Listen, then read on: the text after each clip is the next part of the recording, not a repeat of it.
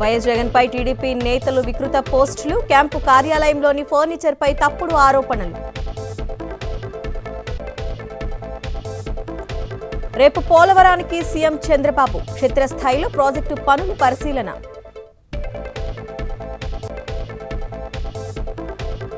IAS అధికారుల బదిలీలకు చంద్రబాబు కసరత్తు, రాజకీయ రంగు పులిమి ట్రాన్స్ఫర్ చేయాలని యోచన.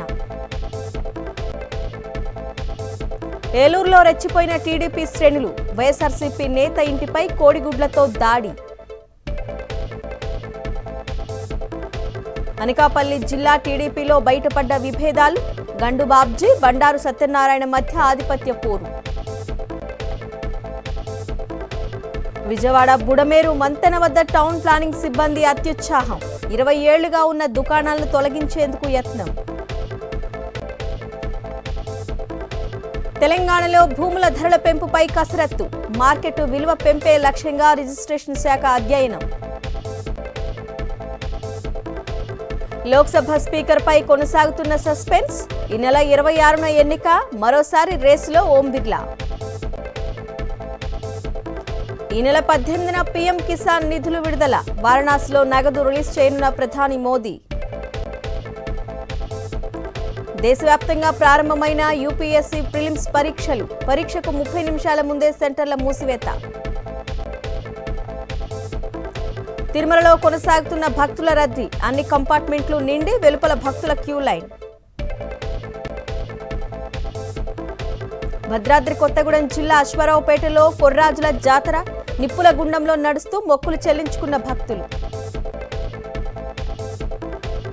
తెలంగాణ, ఏపీ రచయితలకు కేంద్ర సాహిత్య పురస్కారాలు, రమేష్, చంద్రశేఖర్లను వరించిన కేంద్ర సాహిత్య అవార్డు. చిత్తూరు జిల్లా రామకుప్పంలో ఏనుగుల బీభత్సం, వ్యక్తిని కాలితో తొక్కి చంపిన గజరాజులు. నంద్యాల జిల్లాలో మరోసారి చిరుతపులి కలకలం, 2 రోజులుగా మహానందిలో తిష్టవేసిన చిరుత. సిద్దిపేట జిల్లా చేర్యలలో చైన్ స్నాచింగ్ కలకలం, పట్టపగలి మహిళ మెడలో నుంచి గొలుసు లాక్కెళ్లిన దుండగులు. ఢిల్లీలో తారస్థాయికి నీటి సంక్షోభం, ట్యాంకర్ల వద్దకు పోటెత్తుతున్న జనం. మణిపూర్ సీఎం నివాసు ఎదురింట్లో భారీ అగ్ని ప్రమాదం, గంటపాటు శ్రమించి మంటలను అదుపు చేసిన ఫైర్ సిబ్బంది. కర్ణాటకలో భారీగా పెరిగిన పెట్రోల్ డీజిల్ ధరలు, లీటర్ పెట్రోల్పై 3 రూపాయలు, డీజిల్పై 3.2 పైసల పెంపు. జూన్ 21న అంతర్జాతీయ యోగా దినోత్సవం, డామన్లోని ఇండియన్ కోస్ట్ గార్డ్ ఎయిర్పోర్ట్ రన్వేపై యోగా సెషన్. త్వరలో Vande Bharat sleeper trial run, ఈ ఆగస్టు కల్లా నిర్వహించనున్నట్లు అధికారుల వెల్లడి.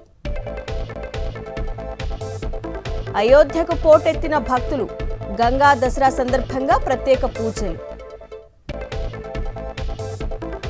చైనా అండతోనే యుక్రెయిన్పై రష్యా యుద్ధం, ఉమ్మడి ప్రకటన విడుదల చేసిన G7 దేశాల అధినేతలు.